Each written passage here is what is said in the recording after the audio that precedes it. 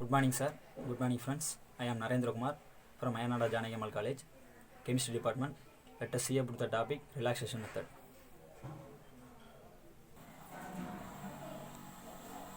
Limitations of stopped flow method. First, fast reaction kinetics establish பண்ணுறது வந்து stopped flow method தான் establish பண்ணாங்க. அதுக்கடுத்து வந்தது தான் relaxation method. First, stopped flow methodோட லிமிட்டேஷனை பார்த்துட்டு அதுக்கடுத்து relaxation methodனா என்னன்னு பார்ப்போம். Limitations first. The flow techniques are limited by the speed with which it is possible to mix solution with the aid of optical techniques or other techniques. In following the course of the reaction, it is possible easy. But the hydrodynamic reasons, it is impossible to mix two solutions mix பண்ண முடியாது is less than 10 to the power minus 3 ல. If the half life வந்து reactant is less than 0.001 second, the reaction will be over almost before mixing the two reactions. If so, any rate measurement will be of the rate of mixing and not of the rate of the reaction. For example, neutralization reaction எதுக்குன்னா strong acidக்கும் strong basicக்கும் நடக்கு. H plus OH minus வந்து H2O கொடுக்கு. T-half வந்து 10 to the power minus 6 seconds or less. So the rate cannot be measured by the any technique involving by the mixing of solution. Mixing of solutionல நம்ம rate வந்து determine பண்ண முடியாது. அடுத்து relaxation method. இது வந்து ஒரு new technique overcome the about difficulties. Stopped flow மெத்தடில் உள்ள டிஃபிகல்ட்டிஸை பூரா இது பண்ணுறதுக்கு வந்தது. Different from fundamental conventional method. In this method the system is equilibrium under the given set of condition. ஈக்லிபிரியமில் இருக்கணும் சிஸ்டம், ஒரு செட் ஆஃப் கண்டிஷனில் இருக்கணும்.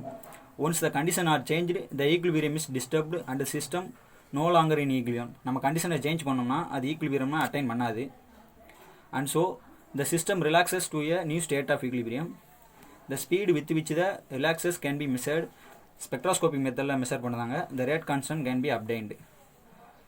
ஈக்லிபிரியத்தை எப்படி டிஸ்டர்ப் பண்ணலாம்னு சொல்லுது. ரெண்டு வேஸ் இருக்குது. By changing the hydrostatic pressure, அடுத்து by changing the temperature suddenly. அதாவது டெம்பரேச்சர் வந்து சடனாக சேஞ்ச் பண்ணோம்னா நம்மளுக்கு வந்து ஈக்லிபிரியம் வந்து டிஸ்டர்ப் ஆகும். இதை வந்து டெம்பரேச்சர் ஜம்ப்னு சொல்லலாம், இல்லைனா டி ஜம்ப்னு சொல்லலாம். By this method, it is possible to raise the temperature of the tiny cell containing the reaction mixture of few degrees within the period வந்து 10 to the power minus 7 seconds. இது வந்து sufficiently rapid to the permit the study of fastest purely chemical processes. அடுத்து relaxation method principle. Consider the reaction A gives Z.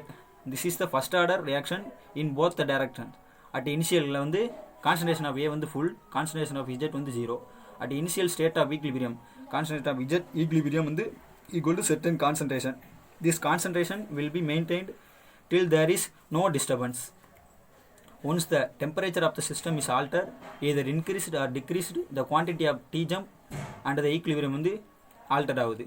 அது எப்படி சொல்லலாம்னா delta x equal to delta x 0 exponential minus k1 plus k minus 1 into t. அடுத்த relaxation time என்னன்னு சொல்லலாம்னா t star is equal to 1 by k1 plus k minus 1. இது வந்து graphical representation. Graphical ரெப்ரசன்டேஷனில் இது வந்து டி ஜம்ப்பு அது சொல்லலாம். இது வந்து இனிஷியல் ஈக்லிபிரியம் சேஞ்ச்டு, இது எக்ஸ்போனன்ஷியல் ரிலாக்ஸேஷன், இது நியூ ஈக்லிபிரியம் ஸ்டேட்டு, இது டைம், இது எக்ஸ் ஈக்லிபிரியம், இது x 0. Consider the reaction A gives B. K1 வந்து ஃபார்வர்ட் ரியாக்ஷன், K minus 1 வந்து பேக்வர்ட் ரியாக்ஷன். அடுத்து டெரிவேஷன் ட்ரீட்மெண்ட் என்னென்னா அதான் நம்ம consider the reaction A gives Z. Forward ரியாக்ஷனா K1, ரிவர்ஸ் ரியாக்ஷனா K minus 1 at equilibrium. Concentration of A plus concentration of Z equal to A0. Concentration of A என்னன்னா A0 minus X. The kinetic equation is thus dx by dt என்னன்னு சொல்லுதுன்னா K1 A0 minus X minus K minus 1 X.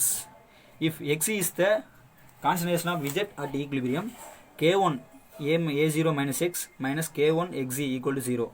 இந்த differentiate பண்ணுறோம் between X and Xz. The difference between x and xc தான் delta x. அந்த இதை தான் equation எழுதிருக்கோம். delta x equal to x minus xc. That is d of delta x by dt equal to dx by dt k1 a0 minus x k1 x. அடுத்து 0 equal to k1 a0 minus xc minus k1 xc. ரெண்டு ஈக்குவேஷனை subtract பண்ணோம்னா d of delta x by dt equal to k1 xc by x plus k minus 1 xc minus x. That is d of delta x by dt equal to k1 a0 minus x minus k1 a0 minus xc minus k minus 1 x minus k minus 1 xc. இந்த இதை நம்ம arrange பண்ண order படி arrange பண்ணோம்னா k1x minus k1xe plus k minus one x e minus X.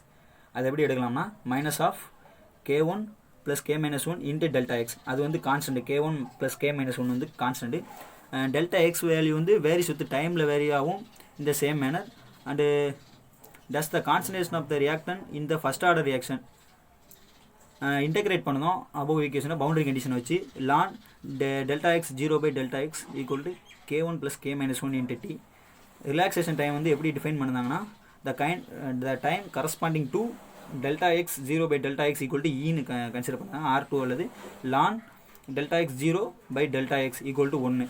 Definition என்ன சொல்லுதாங்கன்னா therefore the relaxation time வந்து t is the time at which the distance of the equilibrium is 1 by e of the initial distance. And the equation வந்து t equal to 1 by k1 plus k minus 1. Thus knowing the values of k1 and k minus 1 for any reaction, t can be calculated. அடுத்து we know that for equilibrium system the equilibrium constant k is equal to k1 by k minus 1 can be determined directly from that the individual rate constant can be obtained.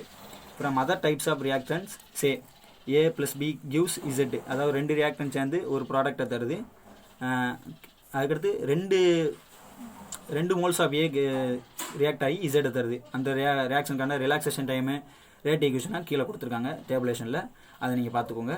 அடுத்து கீழே note என்ன கொடுத்துருக்காங்கன்னா the rate constant given in the above table refer to the second temperature after the T jump can be applied. Initial temperature வந்து 18 degree Celsius இருக்குன்னா அடுத்து T jump எவ்வளோ இருக்குது, final temperature எவ்வளோ இருக்குது, இது ரெண்டையும் கூட்டினா தான் நம்மளுக்கு ஃபைனல் டெம்பரேச்சர் எவ்வளோன்னு கிடைக்கும்.